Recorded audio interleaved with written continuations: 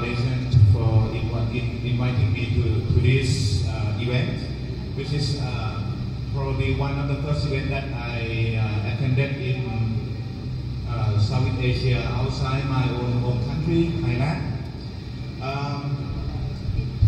And also, first of all, let me extend my the best regard from Dr. Kumi Naidu, Executive Director of Greenpeace International, who actually should be sitting here today or tomorrow or yesterday, presenting some outstanding issue related to the event that we have here. But because of he last week he climbed up to the oil platform in Greenland to try to stop the Arctic destruction from oil industry, and he been in jail for 5 days and just released, and he now need to do some activity in Europe. So let me extend my the best regard of Kumi to all of you. When it comes to the climate crisis and the debate of green growth, it actually really depends on where we come from and whom we're talking to. I think now, as you can see, the climate issue has been really fashionably mainstream in around the world, in every society, especially middle class people. And most of the debate on climate change, climate crisis, and green growth actually leading to international agreement, negotiation, scientific models, from long-lasting political negotiation of climate in UNFCCC, United Nations Framework on Climate Convention, to the comprehensive scientific report under Intergovernmental Panel on Climate Change, so on and so forth. It is reached to the point where the climate change glossary, the term of the climate change, actually greater than the climate solution that we try to achieve. And if you see the participation of the civil society, media, and head of state, representative of the government at the Copenhagen is somehow around 50,000 people in that single event. It's people hoping that it will reach the tipping point and will be create a system for change, but it is not. So when come to that, it is also quite urgent to address the real action taken by the more powerful economy that we discussed. But they're talking about mitigation of climate change and also adaptation, so on and so forth. It is also equally important to acknowledge that what has been really happening on the ground, particularly to the poorest of the poor, those who define as the most vulnerable to the climate change impact. So in this regard, I would like to share you a very small story of the people from one small province in Thailand called so-called Prachuap Khiri Khan. Let me call short name PKK. PKK can be something political party in Turkey or some group that are fighting against government. But PKK stands for Prachuap Khiri Khan province, Thailand. Back in 1996, the government planned to develop province along the west coast of Thailand, and also making that area become a steel industry in order to expand the investment, to improve economic and infrastructure in the areas, and 2 coal power plants going to be built to supply electricity in the region for development. And the local anti-campaign started since in 1996, sorry, and served to be one of the most progressive, well-known, well-respected social movement in Thailand. They deploy adapted all tactics as we know it. At the right time, in the right place, they blockade the major highway linking the whole southern part of Thailand from the rest of the countries. They mobilize movement groups in the village to confront with the scientists, with the engineer team who did the field survey for the coal industry. They went to stakeholder meeting for the companies. They disrupt the event organized by the companies, backed by local government. They occupy the site of the proposed coal plant. They train all community members, all walk of life, how to deal with the police, with militaries in a non-violent manner.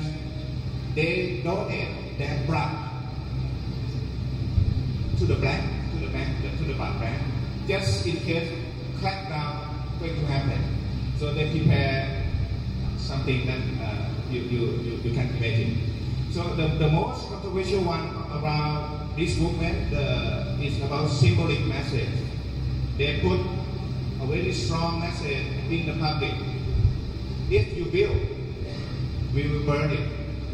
It's really provoking. It's really controversial, and it's become one of the most famous slogans in the movement. It sounds like angry message, but it's actually, when I ask them, they respond, if you know, angry people get organized, the polite people get poisoned. That's the answer. Two proposed coal plants in that province, in that area, scrapped in 2003. And then it is a turning point because of prominent local activists. One of them assassinated after back from the parliamentarian hearing about the land corruption in the area. They lost one, but they gained 100,000 of them. The movement has been getting stronger and stronger and become a learning place for many people movement in the country, and also connect to some of the anti-coal movement in the Philippines, in Indonesia, and some other places in Asia. The strong and consistent and long-standing fighting against coal plant in PKK, Prachuap Khiri Khan, has inspired change. Space for environmental politics in the country has been opened up. Public policy decision-making is not only in hand of the government, but also for more public participation in the process. We have the situation in the past several years up until now where every single coal plant in the country in Thailand are putting on hold because of this movement, this inspiration, and with the strong local opposition in other areas, not only about the context of the local pollution that they going to have, but also the climate impact and other things related to the global issue. Some coal plant project, unfortunately, is moving to neighboring countries in Laos, in Ông Sa, in the northern Laos. They're going to build another coal plant in Cambodia, near Thai border. Also, another coal plant going to build in Burma along the Canal Sea area, close to the southern part of Thailand. Also, creating a lot of investment for corporation. So it is a test case for people in Prachuap Khiri Khan province again, because until recently the government in Thailand also aggressively pushing so-called Southern Seaboard Development Program. Its development at all costs. Destructive, polluting, energy-intensive industry, coal plant, nuclear, metal smelting plant, chemical, petrochemical, land linking Andaman Sea to the Gulf of Thailand, dam, big dam, deep sea port, you name it, will be putting up across the whole southern part of Thailand. It is said to be bringing jobs, bringing economic development, benefit local community, and also creating competitiveness and advantage for the country. So it is very challenging because it is not really a single program.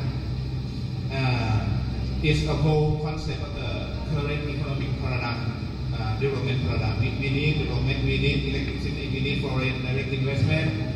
We care about people.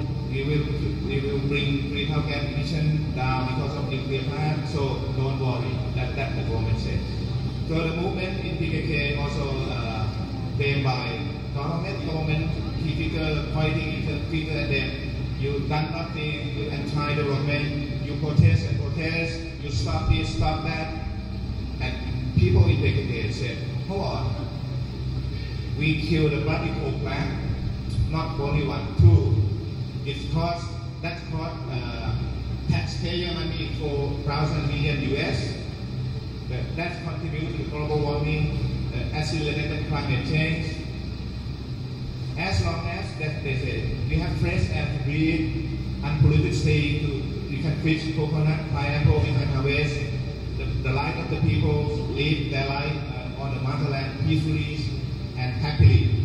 We make PKK the place, our province, the better place for our children. It's rewarding. It really index that never been written and noted in any other academic textbook or any government plan. So by fighting against the coal plant, movement has transformed so-called a new social movement. It's farmer, gardener, smallholders, coconut, pineapple, plantation, fisher folk, tourist operator, and also in-house intellectual in that area. So it's the network horizontally, it's not top down. So when it comes to debate on climate crisis and green growth, so people in PKK actually try to working to advance the debate, the public debate on development pathway. They build community resilience that is rooted, dignified, determined, collected. They are part of the larger social movement in Thailand, such as climate justice. When we established the Assembly of the Poor, they were green chairs, sometimes they were red chairs, sometimes they were yellow chairs, whatsoever.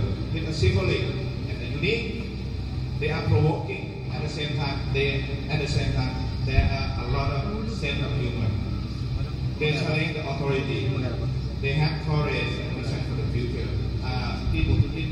In one demonstration, they're facing the police and they order the police to turn right, turn left, because they said that I am your people, you are service servants, so I pay your salary. The money comes from our economy income, so you have to listen to us. Turn left, turn right, something like this. It's like very provoking. So at the end, I think if you look at the southern part of Thailand, it's a long straight coastline from mainland in South Asia to Malaysia Peninsula. It's that province actually is a very small, narrow 10 kilometers from the coast of South Thailand to the border of Myanmar. It's just 10 kilometers, but it's very long straight coastline, 200 kilometers. So it's a gatekeeper for any kind of development from central government in Bangkok to the southern part of the country. So it seems that this is very long struggle. It's not killing one program. It is very, very long struggle, and they have to face with the aggressive resource exploitation by greedy corporation and corrupt government. But I'm sure that with working together, networking not only in the country but in Southeast Asia, in other part of the world, we will overcome. Because the people in PKK, Singapore, and sort of the inspiration actually has been planted there and has been rooted there. And this is the message of hope that I would like to share with you. Thank you.